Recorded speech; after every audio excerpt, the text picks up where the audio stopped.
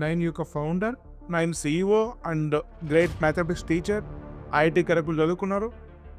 మనందరికీ చాలా పరిచయమైనటువంటి భరత్ గారితో మాట్లాడదాం. నమస్తే. నమస్తే సార్.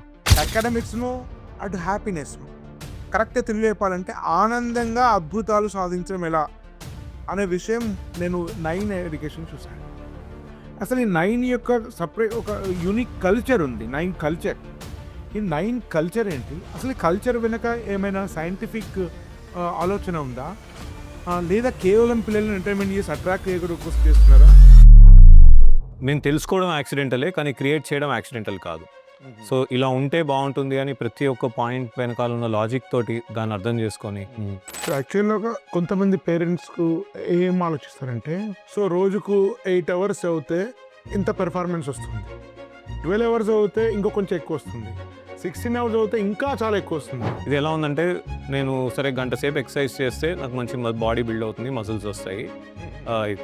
2 గంటలు చేస్తే ఇంకా ఎక్కువ అవుతుంది కదా, 5 గంటలు చేస్తే ఇంకా ఎక్కువ అవుతుంది కదా అని అనుకోవడం ఎంత ఇల్లాజికలో. టీచర్ అంటే భయపెట్టియాలి, టీచర్ అంటే స్ట్రిక్ట్గా ఉండాలి, టీచర్ నుండి వణికిపోవాలి, సో వాడు ఏది మాట్లాడద్దు, ఏది అడగద్దు, ఫన్నీ ఉండకూడదు.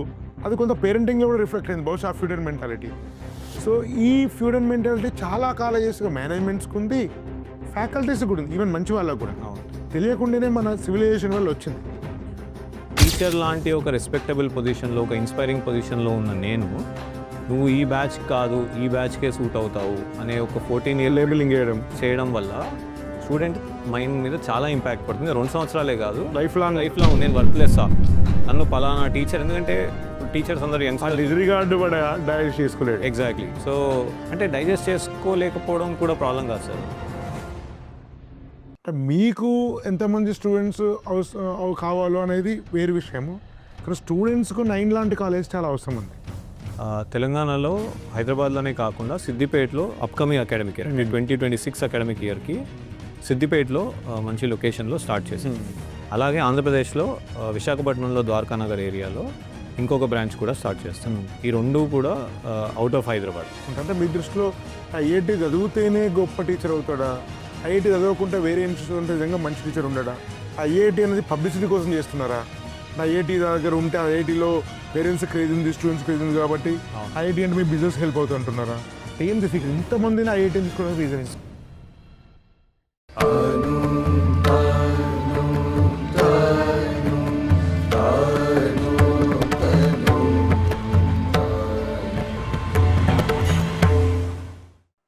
అందరికీ నమస్కారం.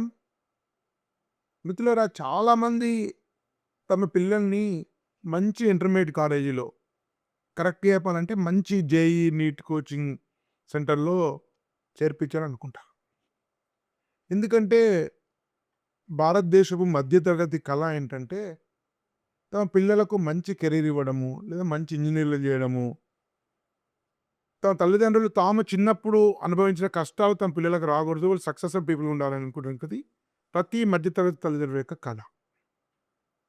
సో దానికోసము తమ పిల్లల్ని మంచి కాలేజీలు చేర్పించడం కోసము అనేక కాలేజీల గురించి తెలుసుకుంటున్నారు, అనేక వాటిని సందర్శిస్తున్నారు. సో దానిలో తమకు నచ్చినటువంటి కాలేజీలు చేర్పిస్తున్నారు. అయితే నేను యాజ్ ఏ పేరెంట్గా అందరిలాగానే హైదరాబాద్లో చాలా కాలేజెస్ తిరిగాను. ఈ మధ్య మా టీం కూడా ఆంధ్రప్రదేశ్లోని వివిధ పట్టణాలను సందర్శిస్తుంది. చాలా కాలం పరిశీలించాను. నేను ప్రధానంగా 2 రకాల కాలేజెస్ని చూశాను. ఒకటేమో చైతన్య నారాయణ లాంటివి.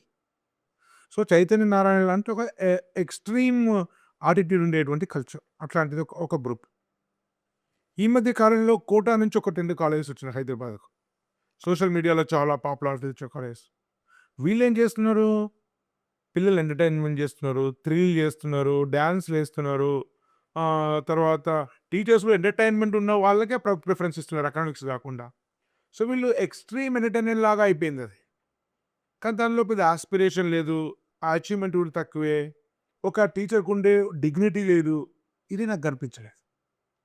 కానీ ఈ రెండింటిని, అటు ఇంటెన్సివ్ అకాడమిక్స్, ఇటు ఒక స్వేచ్ఛాపూరితమైనటువంటి వాతావరణము, టీచర్ స్టూడెంట్ మధ్య రిలేషన్షిప్, ఒక ఫ్రెండ్లీ యాటిట్యూడ్, ఒక unique kind of fine balance చేశారు.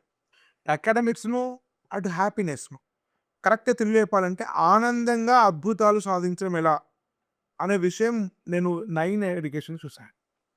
అసలు ఈ 9 యొక్క ఒక యూనిక్ కల్చర్ ఉంది. 9 కల్చర్. ఈ 9 కల్చర్ ఏంటి? అసలు ఈ కల్చర్ వెనక ఏమైనా సైంటిఫిక్ ఆలోచన ఉందా? లేదా కేవలం పిల్లల్ని ఎంటర్‌టైన్‌మెంట్ చేసి అట్రాక్ట్ చేయడం కోసం చేస్తున్నారా?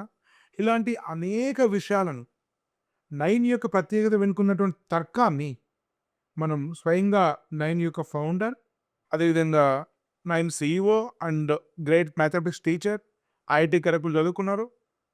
మనందరికీ చాలా పరిచయమైనటువంటి భరత్ గారితో మాట్లాడదాం. నమస్తే సార్. నమస్తే సార్. సార్ యాక్చువల్లీ ఇప్పుడు 9కి ఒక యూనిక్ కైండ్ ఆఫ్ కల్చర్ ఉంది. అది యాక్సిడెంటల్ జరిగిందా? మీరు కావాలని డెవలప్ చేస్తారో నాకు తెలియదు. లేదా అందరూ ఐఐటీఎస్‌లు ఉండడం వలన, లేదా చాలామంది మీలాంటి భావజాలం ఉన్న వాళ్ళు ఉండడం తెలియదు. అసలు ఈ 9 కల్చర్ గురించి ఏం మాట్లాడతారు సార్? 9 కల్చర్ అనేది పిల్లలకు నిజంగా ఎట్లా హెల్ప్ అవుతుంది? అంటే అది ఓన్లీ రిలాక్సింగ్ యాక్టివిటీయా? నిజంగా దానివల్ల అకాడమిక్స్ ఇంప్రూవ్ అవుతాయా? అంటే మీరు ఎందుకు ఈ 9 కల్చర్ సృష్టించారు యాక్చువల్లీ? సో మీరు అడిగారు కదా సార్, యాక్సిడెంటల్‌గా జరిగిందా అని. ఒక విధంగా యాక్సిడెంటల్‌గా జరిగిందనే చెప్పాలి. మేము చదువుకునేటప్పుడు, పర్టికులర్‌గా నేను ఇంటర్మీడియేట్ చదువుకునేటప్పుడు, జేఈకి ప్రిపేర్ అయ్యేటప్పుడు ఆహ్, ఇలాంటి ఒక చదువు తప్ప ఇంకేం ఉండకూడదు అనే మైండ్ సెట్ మా ఫ్యామిలీలో లేదు. సో దానివల్ల ఏమైందంటే అన్ని రకాల స్కిల్స్ నేర్చుకోవడము, ఐఐటీకి వెళ్ళిన తర్వాత కూడా నాలాగా ఓన్లీ అంటే అకాడమిక్సే కాకుండా వేరే స్కిల్స్, స్పోర్ట్స్ కానివ్వండి, ఇంకోటి వాళ్ళతో ఎక్కువ తిరగడం అది జరిగి, దెన్ ఐ రియలైజ్డ్ ఇదే అసలు ఒక మంచి మార్గం ప్రిపరేషన్కి. అన్నీ నేర్చుకుంటూ అకాడమిక్స్ మీద కూడా ఫోకస్ చేయగలగడం అనేది ఒక చాలా పాజిటివ్ అబిలిటీ. చాలా స్టేబుల్గా ఉంటాడు ఆ హ్యూమన్ బీయింగ్ అనేది నేను తెలుసుకున్నా. నాలాంటి వాళ్ళే సిమిలర్ మైండ్ సెట్ ఉన్నవాళ్ళు, సిమిలర్ యాటిట్యూడ్ ఉన్నవాళ్ళు నాతో పాటు కలిసి ఈ టైప్ ఆఫ్ కల్చర్ క్రియేట్ చేశారు సార్. అంటే మేము తెలుసుకోవడం యాక్సిడెంటలే, కానీ క్రియేట్ చేయడం యాక్సిడెంటల్ కాదు. సో ఇలా ఉంటే బాగుంటుంది అని ప్రతి ఒక్క పాయింట్ వెనకాల ఉన్న లాజిక్ తోటి దాన్ని అర్థం చేసుకొని, ఈ ఆస్పెక్ట్స్ ఇలా ఉండాలి, స్టూడెంట్ ఇలా బిహేవ్ చేయాలి, ఇలా నేర్చుకోవాలి, లెర్నింగ్ అనేది హ్యాపీగా జరగాలి. ఆ హ్యాపీనెస్ ద్వారా ఇంకా వాళ్ళకి ఎక్స్ప్లోర్ చేయడానికి అవకాశం ఎక్కువ దొరుకుతుంది. వాళ్ళ మైండ్స్ ఇంకా బెటర్గా ఆలోచించగలుగుతాయి అనేది మేము తెలుసుకున్నాం అనమాట. ఈవెన్చువల్లీ అదే వర్కౌట్ కూడా అవుతుంది. సో యాక్చువల్‌గా కొంతమంది పేరెంట్స్‌కు ఏం ఆలోచిస్తారంటే, సో రోజుకు 8 అవర్స్ చదివితే ఇంత పెర్ఫార్మెన్స్ వస్తుంది. 12 అవర్స్ చదివితే ఇంకో కొంచెం ఎక్కువ వస్తుంది. 16 అవర్స్ చదివితే ఇంకా చాలా ఎక్కువ వస్తుంది. మీకు ఉండేటువంటి ఫ్రైడేన ఇప్పుడు ఉండేటువంటి మీ క్లబ్స్ కానీ, మంత్లీ ఉండేటి స్పోర్ట్స్ మీట్ కానీ, సో కాస్త రిఫ్రెషింగ్ యాక్టివిటీస్ వల్ల, ఈ రిలాక్సేషన్ వల్ల మా పిల్లలకు బెటర్ ర్యాంక్ వచ్చే అవకాశం తగ్గిపోతుంది కదా. ఈ 2 ఇయర్స్ కష్టపడితే ఏమవుతుంది? ఈ 2 ఇయర్స్ యాక్టివిటీస్ సాక్రిఫైస్ చేస్తే ఇంకా మంచి దాంట్లో వస్తుంది కదా. ఎందుకు వీటిని మనం ఫాలో కావాలి? దీన్ని సాక్రిఫైస్ చేయడం వల్ల అచీవ్మెంట్ వస్తుంది అనేటువంటి ఒక అభిప్రాయం కూడా చాలా మంది పేరెంట్స్లో ఉంది. దీని గురించి మీ అభిప్రాయం ఏంటి? సో అదృష్టవశాత్తు ఇలా ఆలోచించే పేరెంట్స్ సంఖ్య బాగా తగ్గుతూ వస్తుంది సార్. ఈ మధ్య కాలంలో నేను ఇంటరాక్ట్ అయిన పేరెంట్స్ కానివ్వండి, మా దగ్గరకు వచ్చే పేరెంట్స్ కానివ్వండి, ఇలా చాలా తక్కువ మంది ఆలోచిస్తున్నారు. దానికి ఇప్పుడు మనం ఏ కార్యం తలపెట్టినా సార్, పెద్దదైనా చిన్నదైనా కూడా, అలాంటిది ఇలా కాంపిటేటివ్ ఎగ్జామ్స్ ప్రిపేర్ అవ్వడం ఒక 2 ఇయర్స్ ఒక దీక్షలాగా చేయాలి కాబట్టి దానికి ఎమోషనల్ స్టెబిలిటీ చాలా చాలా ఇంపార్టెంట్. అంటే 16 అవర్స్ చదివి 5 అవర్సే పడుకుని, లేదా ఇంకా ఎక్కువ చదివి ఇంకా తక్కువ పడుకుని, లేదా ఏ యాక్టివిటీస్ లేకుండా ఉన్న మనిషికి ఎమోషనల్ స్టెబిలిటీ ఉండదు. స్టెబిలిటీ లేని హ్యూమన్ బీయింగ్కి నేర్చుకునే తత్వం కూడా బాగా తగ్గిపోతుంది. ఇది ఎలా ఉందంటే, నేను సరే గంట సేపు ఎక్సర్సైజ్ చేస్తే నాకు మంచి బాడీ బిల్డ్ అవుతుంది, మజిల్స్ వస్తాయి. 2 గంటలు చేస్తే ఇంకా ఎక్కువ అవుతుంది కదా, 5 గంటలు చేస్తే ఇంకా ఎక్కువ అవుతుంది కదా అని అనుకోవడం ఎంత ఇల్లాజికలో. ఎందుకంటే ఫెటీగ్ అంటాం, ఇంగ్లీష్లో ఫెటీగ్ అంటాం. ఆ ఫెటీగ్ బ్రెయిన్కి కూడా వస్తుంది కొంతసేపటి తర్వాత.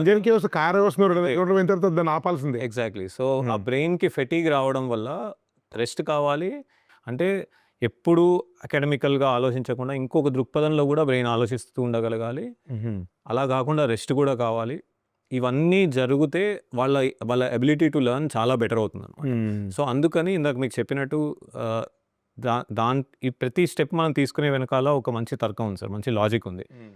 ఆ లాజిక్ తోటే ఐడియాస్ అన్నీ బిల్డ్ అయ్యాయి అనమాట. అండ్ ఇవన్నీ ట్రైడ్ అండ్ టెస్టెడ్ మెథడ్స్. అంటే 13 ఇయర్స్ లెగసీ. నేనేదో సొంతంగా ఇవాళ అనుకున్న మెథడ్ కాదు. ఒక స్టూడెంట్ ఫీడ్బ్యాక్ ద్వారా, సార్ ఇవాళ నేను బాగా చదవగలిగాను, లేదా ఇవాళ నేను చదవలేకపోయాను, ఇవాళ 8 గంటల్లోనే ఇంత నేర్చుకోగలిగాను బికాజ్ వేరే యాక్టివిటీస్ కూడా చేయగలిగాను. సో వీటన్నిటి వెనకాల ఉన్న మేజర్ కారణం ఏంటంటే ఎమోషనల్ స్టెబిలిటీ. ఈ ఎగ్జామ్స్ తర్వాత అసలైన జీవితంలో వింటే పరీక్షలు అసలైనవి ఉంటాయి. వాటిని కూడా ఎదుర్కోగలిగేటట్టు ఆ స్టెబిలిటీ రావాలి స్టూడెంట్స్కి. దానికి వాళ్ళ బ్రెయిన్ సక్సెస్ ఎలా ఉంటుంది, ఫెయిల్యూర్ ఎలా ఉంటుంది, ఫెయిల్యూర్ వస్తే ఏం చేయాలి, సక్సెస్ వస్తే ఏం చేయాలి, అన్ని రకాల ఇవి వాళ్ళు బిల్డ్ చేసుకుని ఉండగలగాలి. దాని ద్వారా ఏమవుతుందంటే ఈ ఎగ్జామ్స్, ఈ రిజల్ట్స్ ఇవన్నీ దాటి ముందుకెళ్తూ ఉంటారు. తద్వారా జీవితంలో వచ్చే వేరే పరీక్షల్లో కూడా వాళ్ళు ఇంకా బెటర్గా చేయగలుగుతారు అన్నది మా ఆలోచన అనమాట. అందువల్లే చాలామంది స్టూడెంట్స్ ఎవరైతే ఇక్కడ ఉన్నారో హ్యాపీగా ఉంటారు. ఆ స్ట్రెస్, ఆ ప్రెషర్ అనేది చాలా తక్కువగా ఉండి హ్యాపీగా నేర్చుకుంటూ ఉంటారు. ఇవాళ నేర్చుకోవాలనిపించట్లేదు, వాళ్ళు క్లాస్ వినాలనిపించట్లేదు, లేదా ఇవాళ ఎక్కువసేపు చదవాలనిపించట్లేదు, బ్రేక్ తీసుకుంటారు, ఇంకో యాక్టివిటీ ఏదో చేస్తారు. అలా యాక్టివిటీ చేసి వచ్చిన తర్వాత వాళ్ళ పర్ఫార్మెన్స్ మేము గమనించింది ఇంకా 2-3 రెట్లు ఇంకా చాలా బెటర్గా ఉంటుంది అనమాట. సో అట్లా అంటే ఇప్పుడు మీరు ఓవరాల్గా మీరు చెప్పింది నాకు అర్థమైంది ఏంటంటే హ్యూమన్ బ్రెయిన్ కానీ ఒక స్టూడెంట్ యాటిట్యూడ్ కానీ దాన్ని ప్రాపర్గా డీల్ చేయాలి. కరెక్ట్. రెస్ట్ లేకుండా పడడము. అవును, మీరు చెప్పేది ఏంటంటే పెర్ఫార్మెన్స్ ఇంప్రూవ్ అవుతుంది. ఎగ్జాక్ట్. ఇప్పుడు దీని ఏదో గంట వారానికి 2 గంటలు మీకు రిలాక్సేషన్ ఉండడం వల్ల ఆ 2 గంటల పెర్ఫార్మెన్స్ తగ్గిపోవడం కాదు, దానివల్ల మిగతా దాని మీద పెర్ఫార్మెన్స్ ఇంప్రూవ్ అవుతుంది. అది మీరు చెప్తున్నటువంటి విషయం. 100%. మీరు యాక్చువల్గా నేను మిగతా వాటిలో వీడియో చూసిన దానిలో ఇంకొక యూనిక్ ఫీచర్ ఏంటంటే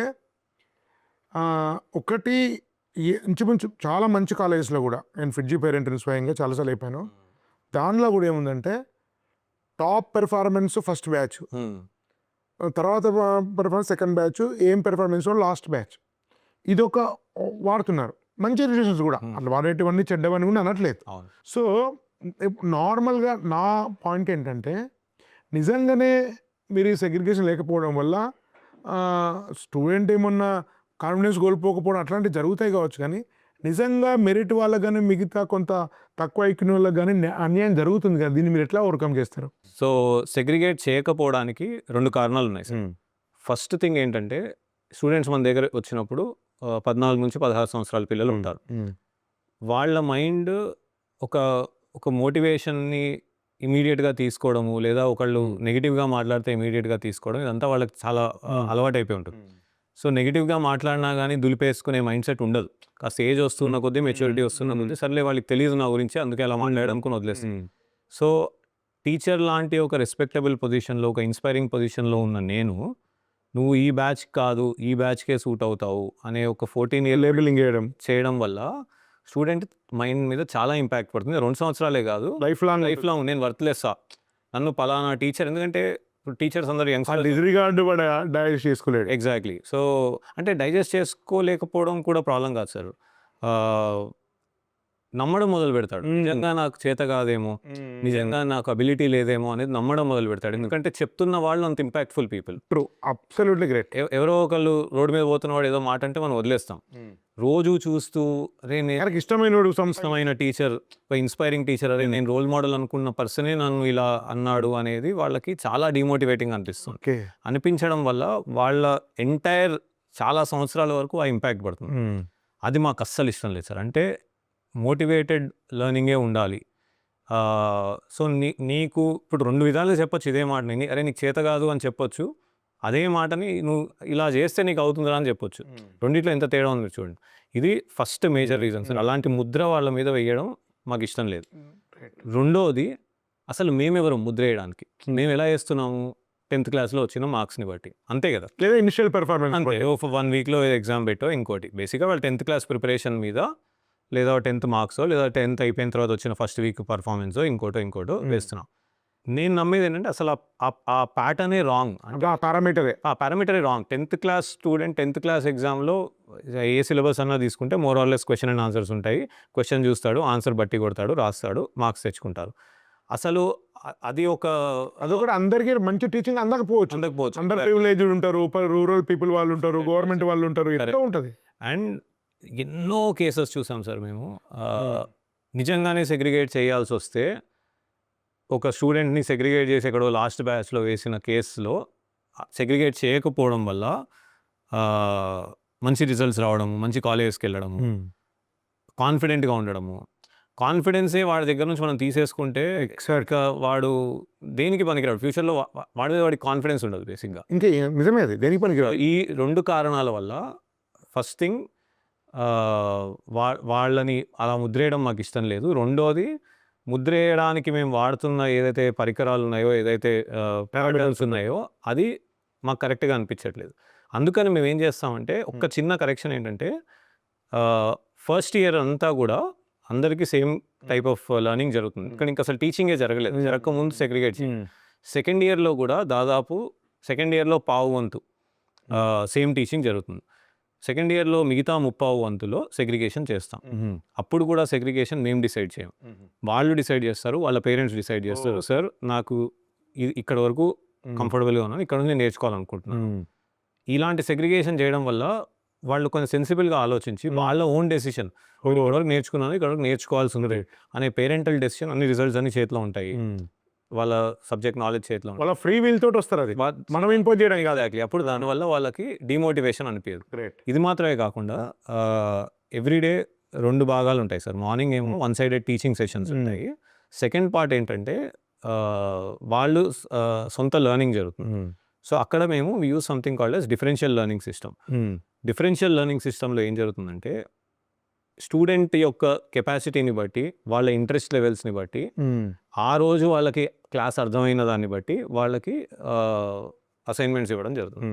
సో ఈ రోజు ఒకటికి బాగా అర్థమైంది, సో కొంచెం బాగా ఫాస్ట్గా ప్రోగ్రెస్ అవుతున్నారు, ఇంకో నెక్స్ట్ లెవెల్ అసైన్మెంట్స్ ఇవ్వడం.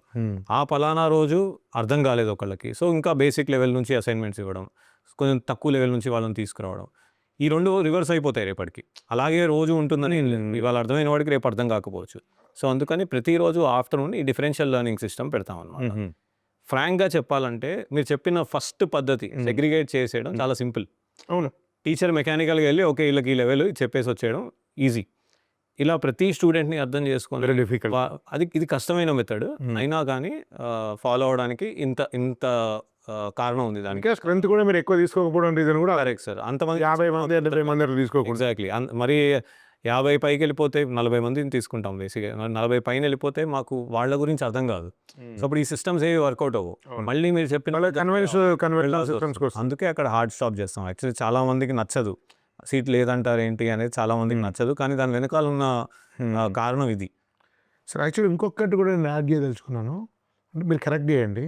ఉదాహరణకు ఒక నార్మల్ స్టూడెంట్ బిల్ యావరేజ్ అనుకోండి, సో పెర్ఫార్మెన్స్ ప్రకారం వాళ్ళందరూ ఒక సెక్షన్ ఉండడము, టాప్ స్టూడెంట్స్ అందరూ ఒక సెక్షన్ ఉండడం వల్ల కొంత టాప్ స్టూడెంట్స్కు నష్టం ఉండదు కావచ్చు, కానీ కాస్త బిలో యావరేజ్ పెర్ఫార్మెన్స్ స్టూడెంట్స్ అందరూ ఒక సెక్షన్ ఉండడం వల్ల చాలా నష్టం జరుగుతుంది నా అభిప్రాయం. కరెక్ట్. ఉదాహరణకు ఒక స్టూడెంట్స్ ఒక 20 మంది బాగా చదివేవాళ్ళు, ఒక 20 మంది మధ్య చదివేవాళ్ళు ఒక సెక్షన్ ఉన్నారనుకోండి, ఈ పీర్ గ్రూప్ లెర్నింగ్ అనేది చాలా పవర్ఫుల్ నా దృష్టిలో. 100%. వాడు టీచ్ చేస్తాడు, టీచ్ చేయడం ద్వారా వీని కాన్సెప్ట్స్ క్లారిటీ వస్తుంది, ఎగ్జాక్ట్లీ. వినడం ద్వారా వాని క్లారిటీ వస్తుంది, ఇంటర్ పర్సనల్ స్కిల్స్ డెవలప్ అవుతాయి, సో వాళ్ళ మధ్య ఫ్రెండ్షిప్ షేర్ అవుతుంది, ఒక మ్యూచువల్ హెల్ప్ చేసేటువంటి వాతావరణం వస్తుంది. సో ఇదంతా కూడా ఒక డైవర్సిటీ క్లాసులు ఉండడం వల్ల వాడికి ఏదో అందాల్సి అందుతలే అనిపిస్తుంది, కానీ మీరు చెప్పినట్టు ఈ డిఫరెన్షియల్ లెర్నింగ్ సిస్టంలో అది వచ్చేస్తుంది. సో ఇది చాలా ఒక హ్యూమన్ వాల్యూస్ కానీ హ్యూమన్ ఇంటరాక్షన్ కానీ ఈ పీర్ గ్రూప్ లెర్నింగ్, నేను చిన్నప్పుడు నిజంగా చెప్పాలంటే సార్ చెప్పిన దానికంటే నేను నా క్లాస్మేట్ నా బెంచ్ మీద నేర్చుకున్నదే ఎక్కువ అందరూ. సో కాబట్టి అది చాలా బాగా దొరుకుతుంది, దానివల్ల కూడా మీకు ఎక్స్ట్రా అడ్వాంటేజ్ జరుగుతుందని నేను అనుకుంటున్నాను. కరెక్ట్. యాక్చువల్గా నేను క్లాస్ చెప్పేటప్పుడు అట్లా గమనించిన 2-3 విషయాలు ఏంటంటే, ఎవరైతే అంతగా అర్థం చేసుకోలేదో సబ్జెక్ట్ని, వాళ్ళు డౌట్ అడుగుతుంటే ఎవరికైతే బాగా వచ్చిందో వాళ్ళు విని అరే ఈ క్వశ్చన్ మనం అడగలేకపోయామే, మనకు కూడా ఇదే డౌట్ కదా అంటే ఒక స్పెక్ట్రమ్ ఆఫ్ అండర్స్టాండింగ్ వాళ్ళకి వస్తుంది సార్. లోయెస్ట్ లెవెల్ నుంచి హైయెస్ట్ లెవెల్ వరకు కూడా స్పెక్ట్రమ్ ఆఫ్ అండర్స్టాండింగ్ వస్తుంది. లేదంటే ఏమైనా సింపుల్ మార్చేయడం అనేది, ఇప్పుడు ఇలా వద్దు సెగ్రిగేట్ చేద్దాం అనే డెసిషన్ గంటలో తీసేసుకునే డెసిషన్ ఈజీ, అంటే చాలా ఈజీ టు 14 సంవత్సరాలుగా మేము ఆ డెసిషన్ తీసుకోలేదు అంటే అది అందరికీ వర్కౌట్ అవుతుంది. స్టూడెంట్స్కి, టాప్ మోస్ట్ స్టూడెంట్స్కి, యావరేజ్ స్టూడెంట్స్కి, స్లో లెర్నర్స్కి అందరికీ వర్కౌట్ అవుతుంది అనమాట. దానివల్ల ఆ డెసిషన్ అసలు మార్చాల్సిన అవసరమే లేదు. ఈ డెసిషన్ మార్చడానికి కావాల్సిన ఒకే ఒక కారణం ఏంటి అంటే టీచర్కి ఈజీ చేయడానికి మార్చాలి, అంతకుమించి మాకు కారణం కనిపించలేదు.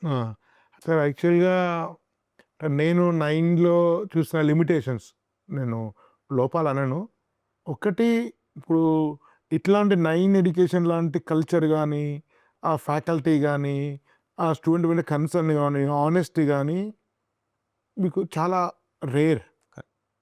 అంటే మీకు ఎంతమంది స్టూడెంట్స్ కావాలో అనేది వేరే విషయము. కానీ స్టూడెంట్స్‌కు 9 లాంటి కాలేజ్ చాలా అవసరం ఉంది ప్రస్తుతం ఉన్న పరిస్థితుల్లో. కానీ మీరు ఎంతసేపు హైదరాబాద్‌లోనే స్టిక్ అయ్యారు. ఒకటి. రెండోది మీరు అంటున్న మీరు స్వయంగా మీరు స్పోర్ట్స్ పర్సన్ ఐఐటీ ఖరగ్‌పూర్‌లో చాలా వాటిలో గెలిచారు. క్రికెటరు, అథ్లెటిక్స్ అన్నీ ఉన్నాయి. అది మీ దగ్గర చాలామంది కూడా జస్వంత్ మిగతా వాళ్ళందరూ కూడా స్పోర్ట్స్‌కి ఏదో రకంగా ఎక్కువ మంది కనెక్ట్ అయిన వాళ్ళు. కానీ మీరు చాలా బిల్డింగ్స్ చూస్తే మీ సింగిల్ స్టాండ్ అలోన్ బిల్డింగ్సే ఉన్నాయి. ఒకటి మీరు కొంత స్పోర్ట్స్ ఉండి, కొంత గ్రౌండ్ ఉండి, కొంచెం అవుట్ సైడ్ పెట్టి కొంచెం క్యాంపస్ తోటి చేయడం అనేది ఒకటి చేస్తే బాగుంటుందని నా అభిప్రాయం నెంబర్ 1. నెంబర్ 2 హైదరాబాద్ వాళ్ళకు మీది కాకుంటే కాస్త అటు ఇటుగా ఇంకా వేరే ఆప్షన్స్ కూడా ఉన్నాయి. కానీ మీరు టౌన్స్ కానీ లేకుంటే అదర్ దాన్ తెలంగాణ ఆంధ్రప్రదేశ్లో కానీ మీలాంటి ఇన్స్టిట్యూషన్స్ ఇంతమంది మా టీం కూడా వెళ్ళారు. సుధర్మ ఎడ్యుకేషన్ టీం గుంటూరు, విజయవాడ చాలా వస్తే పెద్దగా ఒక ట్రెండ్ కాస్త ఓ మోస్తరు ఉండే మిగతా ఎక్కడ కనపడలేదు. అవును. సో మిగతా వాటిలో ఫీడ్బ్యాక్ తీసుకుంటే ఎక్కడ మీరు తెలంగాణ దగ్గర ఏపీకి వెళ్ళడం కానీ లేదా టౌన్స్కి వెళ్ళడం కానీ లేదా కొంచెం పెద్ద క్యాంపస్కి వెళ్ళి కొంచెం హోలిస్టిక్ ఎడ్యుకేషన్ ఇచ్చే వాతావరణం కానీ ఇట్లాంటి ఎందుకు ట్రై చేయకూడదు? సో మీ రెండో సలహా సార్ యాక్చువల్గా అది మేము ఆచరణలో పెడుతున్నాం ఆల్రెడీ. తెలంగాణలో హైదరాబాద్లోనే కాకుండా సిద్దిపేటలో అప్కమింగ్ అకాడమిక్ ఇయర్ 2026 అకాడమిక్ ఇయర్కి సిద్దిపేటలో మంచి లొకేషన్లో స్టార్ట్ చేసాం. దాంట్లోనే గ్రౌండ్తో పాటు డిఫరెంట్ ఎక్స్ట్రా కరిక్యులర్స్తో పాటు సిద్దిపేటలో ఒకటి స్టార్ట్ చేస్తున్నాం. బహుశా అక్టోబర్ 1st వీక్ నుంచి దాని అడ్మిషన్స్ కూడా స్టార్ట్ అవుతాయి. అలాగే ఆంధ్రప్రదేశ్లో విశాఖపట్నంలో ద్వారకానగర్ ఏరియాలో ఇంకొక బ్రాంచ్ కూడా స్టార్ట్ చేస్తున్నాం. ఈ రెండు కూడా అవుట్ ఆఫ్ హైదరాబాద్. అంతకు మించి మరీ ఫాస్ట్గా ఒకటేసారి 30 బ్రాంచ్లు పెట్టడం ఉండాలి కదా. అంటే ఆ కల్చర్ కూడా లేదు, మాకు ఇంట్రెస్ట్ కూడా లేదు ఫ్రాంక్లీ. సో ఆ రెండింటితో ఇప్పుడైతే స్టార్ట్ చేస్తూ ఉన్నాము. మీ మీ మొదటి ప్రశ్న సార్ నాకు కూడా ఉంది యాక్చువల్గా. గ్రౌండ్స్ ఉండి ల్యాబ్స్ ఉండి, ల్యాబ్స్ అంటే not just physics chemistry, different communication స్కిల్స్కి ల్యాబ్స్ ఉండి, మ్యాథమెటిక్స్కి ల్యాబ్స్ ఉండి, ఇలాంటి ఒక క్యాంపస్ని నేను కూడా ఎన్విజన్ చేస్తున్నాను. బహుశా అతి త్వరలో అది కూడా 27కైనా తెచ్చే వైపుగానే మేము కూడా మామూలు జనసామాన్యం కోసం ఇంటర్నేషనల్ క్యాంపస్ కరెక్ట్ అలాంటి ఆలోచన ఉంది సార్. బహుశా 1 to 2 yearsలో అది రియాలిటీ అవుతుందని నేను అనుకుంటున్నాను. సో ఇప్పటికైతే మీరు అన్నట్టు ఆ లిమిటేషన్ ఉంది. అంటే ఒక బిల్డింగ్, చిన్న స్పేస్, రూమ్లోనే ఇండోర్ గేమ్స్, అది దాన్ని బీట్ చేయడం కోసం ఈ ఎక్స్టర్నల్ గ్రౌండ్స్ తోటి వాటితోటి టైఅప్ అవుతూ ఉన్నాం. కానీ అదంతా కూడా స్టాప్ గ్యాపే. అంటే ఒక పెద్ద క్యాంపస్, మనదే గ్రౌండ్, ఇది లేదు ఇప్పటివరకు. బహుశా 1 or 2 yearsలో అది రియాలిటీ అవ్వచ్చు. మీరు ప్రత్యేకంగా అందరు ఇంచుమించు ఆల్మోస్ట్ 90-95% పర్సెంటేజ్ ఆఫ్ టీచర్స్ ఐఐటీలో ఎందుకు తీసుకుంటారు? అంటే మీ దృష్టిలో ఐఐటీ చదివితేనే గొప్ప టీచర్ అవుతాడా? ఐఐటీ చదవకుండా వేరే ఇన్స్టిట్యూట్ నిజంగా మంచి టీచర్ ఉండడా? ఐఐటీ అనేది పబ్లిసిటీ కోసం చేస్తున్నారా? అంటే ఐఐటీ దగ్గర ఉంటే ఐఐటీలో పేరెంట్స్ క్రేజ్ ఉంది, స్టూడెంట్స్ క్రేజ్ ఉంది కాబట్టి ఐఐటీ అంటే మీ బిజినెస్ హెల్ప్ అవుతుంటున్నారా? ఏంటి సీక్రెట్ ఇంతమందిని ఐఐటీని తీసుకోవడానికి రీజన్? సో 130 మెంబర్స్ దాకా టీచర్స్ ఉన్నారు సార్. అందులో 115 మెంబర్స్ దాకా ఐఐటియన్స్ ఉన్నారు. ఆల్మోస్ట్ అందరూ కూడా యంగ్స్టర్సే. ఒక 15 మంది కూడా ఐఐటియన్స్ కాదు కానీ equivalent universities like bits, NITs లాంటి టాప్ మోస్ట్ యూనివర్సిటీస్ నుంచి ఉన్నారు. ఒక టీచర్కి వీళ్ళు ఒక ఒక స్టూడెంట్కి వీళ్ళు ఒక ప్రీచర్ లాగా కనిపించకూడదు, ఒక అచీవర్ లాగా కనిపించాలి. చూడంగానే ఎగ్జాక్ట్లీ వాళ్ళ ప్రొఫైల్స్ చూడంగానే వెంటనే ఇన్స్పైరింగ్గా అనిపించాలి అన్నది మా ఆలోచన అనమాట. సో ఆ ఫస్ట్ ఇంప్రెషన్ క్రియేట్ అయ్యేది వాళ్ళ ప్రొఫైల్ ద్వారానే. ఇప్పుడు నన్ను చూస్తే నా మొహం ద్వారానో ఇంకో ద్వారానో కాదు ఫస్ట్ ఇంప్రెషన్ క్రియేట్, నా ప్రొఫైల్ వల్ల స్టూడెంట్కి ఒక ఇంప్రెషన్ క్రియేట్ అవుతుంది. అది అప్పుడే వీళ్ళు మనకి చెప్పేదాని మీద వీళ్ళకి ఇన్స్పిరేషన్ ఉంటుంది, అసలు ధ్యాస ఉంటుంది. వీళ్ళు చెప్పేది ఎందుకు వినాలి అనే ఒక ఆలోచన ఉంటుంది కదా. అదే నువ్వు ట్రావెల్ అయ్యి అచీవర్స్ వీళ్ళు నువ్వు ఏదైతే అచీవ్ చేద్దాం అనుకుంటున్నావో అది అచీవ్ చేసి నీ ముందున్నారు. సో అందుకని నేను చెప్పడానికి అర్హుడిని అవుతున్నాను. లేదంటే నేను అసలు ఏ అర్హతతో వాళ్ళ దగ్గరికి వెళ్ళి చెప్తా? వాళ్ళు నమ్మరు, అసలు వాళ్ళు వినరు మన మాట. నీకేం అర్హత ఉంది? జస్ట్ బికాజ్ నువ్వు 10 మంది స్టూడెంట్స్ అది లేదు. సో అలాంటి ఒక ఇన్స్పిరేషన్ క్రియేట్ చేయాలి అనే ఉద్దేశంతో ఐఐటియన్స్ని, టాప్ మోస్ట్ గ్రాడ్యుయేట్స్ని మాత్రమే తీసుకుంటూ వస్తున్నాము. అండ్ న్యాచురల్గా వాళ్ళు అలాంటి ఎగ్జామ్స్ క్లియర్ చేశారు కాబట్టి ఆ జర్నీలో వాళ్ళకుండే అదే ఎక్స్పీరియన్స్ మీరు ఇంతకుముందు అన్నారు. Exactly. ఆ ఎక్స్పీరియన్స్ అంతా కూడా వాళ్ళకి అర్థమై వీళ్ళ స్టూడెంట్స్ యొక్క స్టేటస్ను వెంటనే అర్థం వెంటనే అర్థం చేసుకోరు. రెండో విషయం సబ్జెక్ట్ విషయానికి వస్తే 2-3 సంవత్సరాలు ఆర్ 6th 7th క్లాస్ నుంచి వీళ్ళందరూ టీచర్స్ కూడా అదే జేఈ ప్యాటర్న్ ప్రిపేర్ అయి ఉంటారు, ఎగ్జామ్ క్లియర్ చేసి ఉంటారు. ఆ తర్వాత ఇంజనీరింగ్లో కూడా వెరీ సిమిలర్ సబ్జెక్ట్స్ నేర్చుకొని ఉంటారు. సబ్జెక్ట్ తోటి వాళ్ళకి టచ్ పోలేదు, at the same time subject మీద అపారమైన ప్యాషన్ ఉంది, ఎక్సెస్ ప్యాషన్ ఉంది. ఆ ప్యాషన్ మాకు వీళ్ళలోనే ఎక్కువ కనిపిస్తుంది. సో ఆ ప్యాషన్ని కంటేజియస్గా వాళ్ళ స్టూడెంట్స్కి కూడా కమ్యూనికేట్ చేయగలగడానికి వీళ్ళకి అసలు సబ్జెక్ట్ మీద స్ట్రెంత్ ఉండాలి. సో ఐఐటీస్ ఇవన్నీ క్లియర్ చేశారు కాబట్టి వీళ్ళకి సబ్జెక్ట్ మీద ఇంట్రెస్ట్, స్ట్రెంత్ ఇవన్నీ ఉన్నాయి కాబట్టి అన్ని రకాలుగా చూసుకుంటే మాకు వీళ్ళు పర్ఫెక్ట్గా కనిపించారు అనమాట.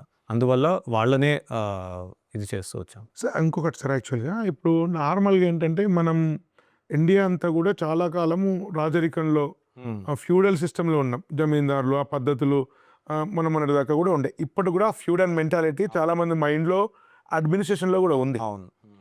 సో ఆ బహుశా ఫ్యూడల్ మెంటాలిటీ టీచింగ్లో కూడా ఉంటుంది అనిపిస్తుంది. టీచర్ అంటే భయపెట్టియాలి, టీచర్ అంటే స్ట్రిక్ట్గా ఉండాలి, టీచర్ నుండి వణికిపోవాలి. సో వాడు ఏది మాట్లాడద్దు, ఏది అడగద్దు, ఫన్నీ ఉండకూడదు.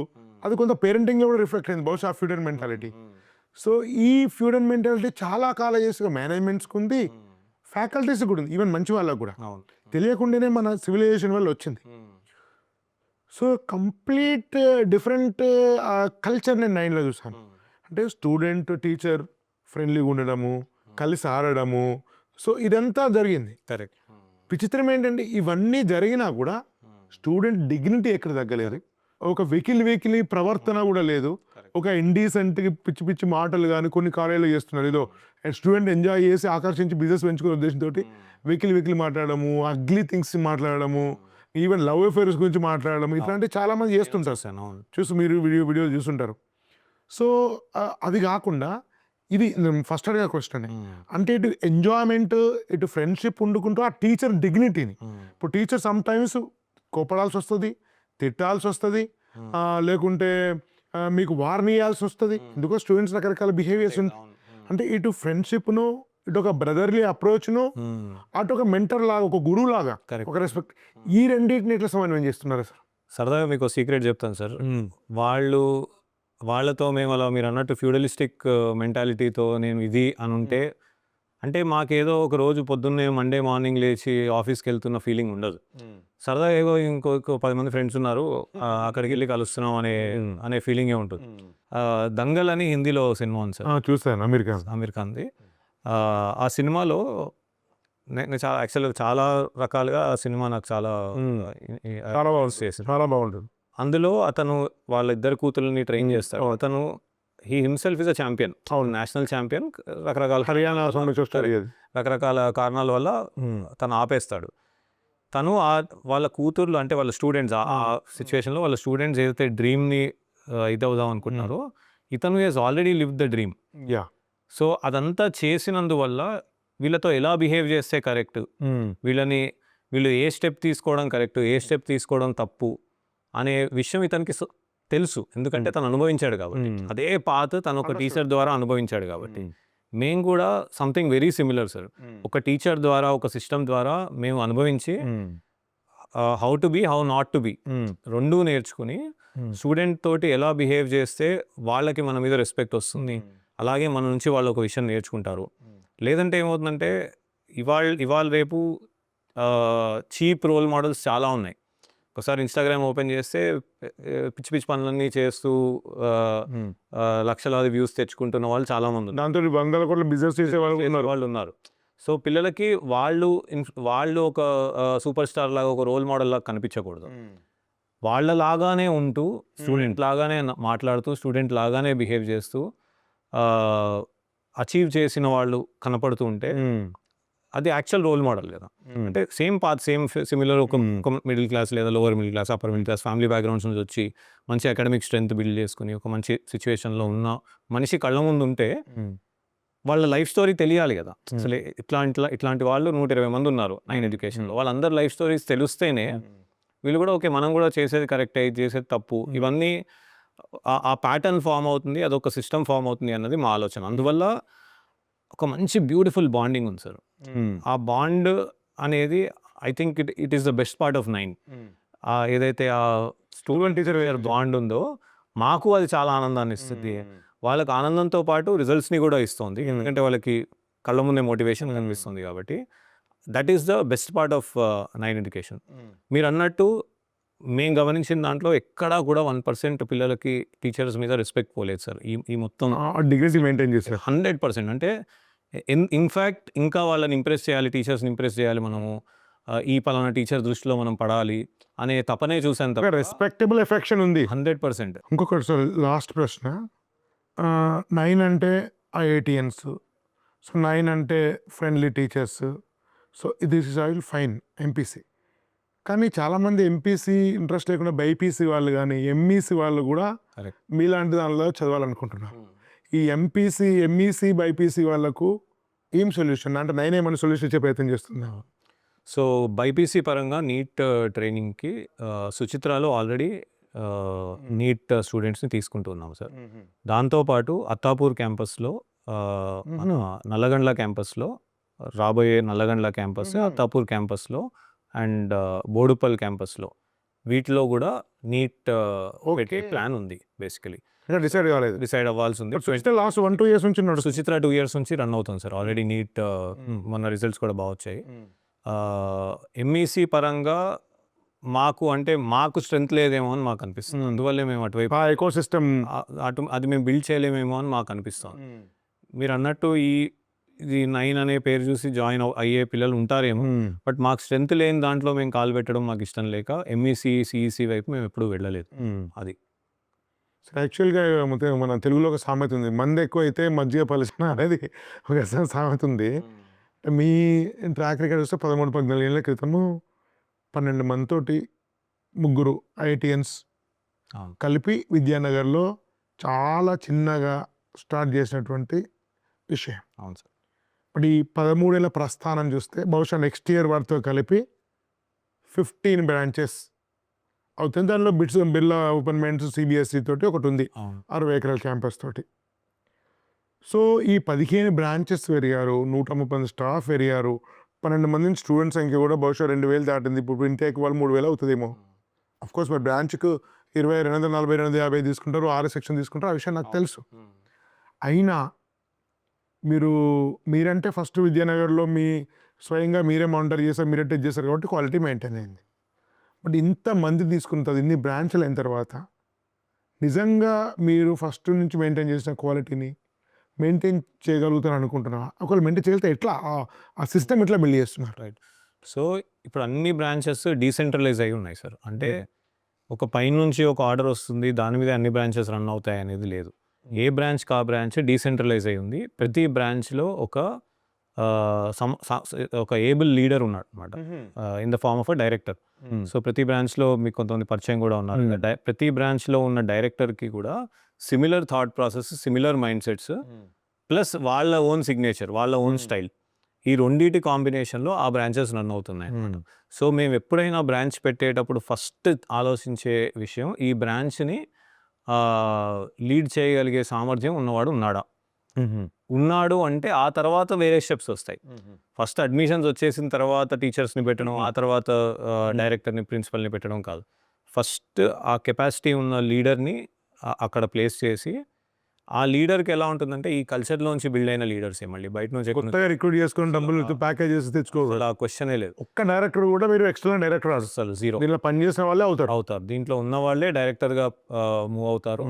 అలా మూవ్ అయిన వాళ్ళు ఈ కల్చర్ని నేర్చుకొని వాళ్ళంతా ఈ కల్చరే ఇంబైబ్ అయి ఉన్న వాళ్ళే ఉంటారు. సో వాళ్ళు ఆ కల్చర్కి తోడుగా వాళ్ళ ఓన్ ఐడియాస్ని, వాళ్ళ అబిలిటీస్ని కూడా యాడ్ చేసి ఆ బ్రాంచ్ని ఇంకా ఇంప్రూవ్ చేస్తున్నారు అనమాట. దానివల్ల ఏమవుతుందంటే నేను ఎక్కడో కూర్చోనో లేదా సెంట్రల్ టీం నుంచి ఒకళ్ళు కూర్చొని ప్రతిదీ కంటిన్యూస్గా అక్కడ నుంచి మానిటర్ చేయడం అనేది అవసరం లేదు. ఏ బ్రాంచ్కి ఆ బ్రాంచ్ సెల్ఫ్ సస్టైనెంట్ ఉంది. అక్కడ ఉన్న టీచర్స్, అక్కడ ఉన్న లీడర్షిప్ ద్వారా ఏ బ్రాంచ్కి ఆ బ్రాంచ్ అలాంటి అబిలిటీ ఉందన్నమాట. సో అందుకని ఈ బ్రాంచ్ సరిగ్గా ఉంది, ఈ బ్రాంచ్ మనం చెప్పేది వినట్లేదు, అసలు ఆ ప్రాబ్లమే లేదు. నేను అనేది ఒక మనిషిలాగా కాదు సార్, నేను ఒక ఆలోచన అంతే. అదే ఆలోచన ఉన్న 100 మంది పైగా ఉన్నారు. అందులో కొందరు డైరెక్టర్స్ ఉన్నారు. నాలాంటి ఆలోచనలే, నాలాంటి మైండ్ సెట్స్ ఏమైనా తీసుకునేటప్పుడు ఇందులో వాళ్ళు గ్రో అయినప్పుడు సేమ్ ఆలోచనలున్న పీపుల్ చాలామంది ఉన్నారు. సో దానివల్ల ఏమవుతుందంటే ప్రతి బ్రాంచ్లో ఆ కల్చర్ అలాగే కంటిన్యూ అవుతుంది. కొత్తగా పెట్టిన బ్రాంచెస్ అయినా పాత బ్రాంచెస్ అయినా కూడా ఎక్కడికక్కడ ఆ కల్చర్ అలాగే మెయింటైన్ అవుతుంది. Thank you very much Bharat. Right, it is sir. A great Yes, sir. Interview. చాలా విషయాలు చెప్పారు. ఇది మనం భరత్ గారితో అనేక విషయాలు మాట. అందుకని మిత్రులారా అన్ని ఇంటర్వ్యూస్ కూడా చూడండి. చాలా ఎలైట్ పీపుల్ ముఖ్యమైన విషయాలు చెప్తున్నారు.